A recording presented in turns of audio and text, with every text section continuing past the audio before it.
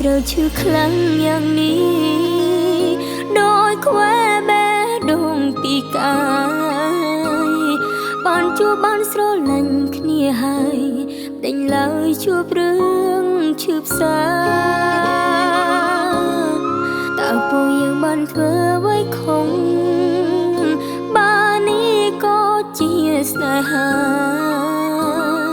មិនបានប៉ងពលដល់នាងណាហេតុអ្វីត្រូវក្តៅក្រហាយព្រោះស្នំគង់អាចកាត់ចិត្តប្រត់រួកាត់ចិត្តយ៉ាងណាបើនៅតែនឹងដល់គ្នាគ្មានថ្ងៃចិនស្នេហ៍រសាយដងឆ្នាំ20ឆ្នាំកន្លងមិនបានជួបគ្នា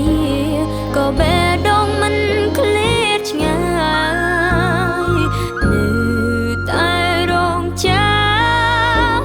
ជួបវិញបើសិនជាតិនេះស្រឡាញ់មិនបានសូមតាមជួបគ្នាជាថ្មីស្នេហាមួយនេះមិនផ្សាយតែអូនសន្យា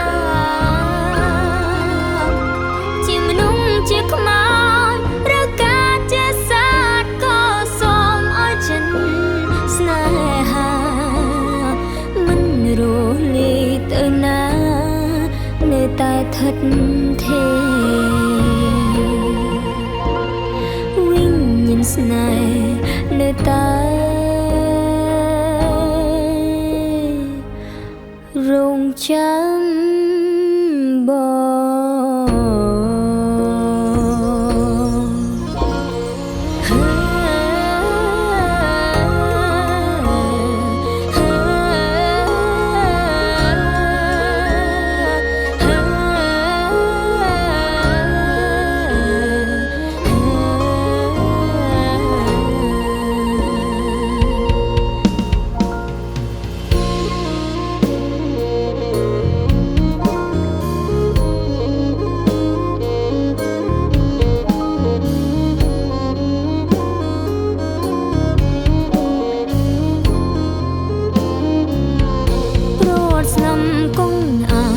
ចិត្តប្រត់រួកាត់ចិត្តយ៉ាងណាបើនៅតែនឹងដល់គ្នាគ្មានថ្ងៃចិនស្នេហ៍រសាយដងឆ្នាំ20ឆ្នាំកន្លងមិនបានជួបគ្នាក៏បេះដូងមិនឃ្លាតឆ្ងាយនៅតែរងចាំជួបវិញបើសិនជាតិនេះស្រឡាញ់មិនបានសូមតាមជួបគ្នាជាថ្មីស្នេហាមួយនេះមិនផ្សាយតែអូនសន្យាជាមនុស្សជាខ្មោចឬការជាសត្វក៏សូមឲ្យចិនស្នេហាមិនរលាយទៅណានៅតែថិតថេរ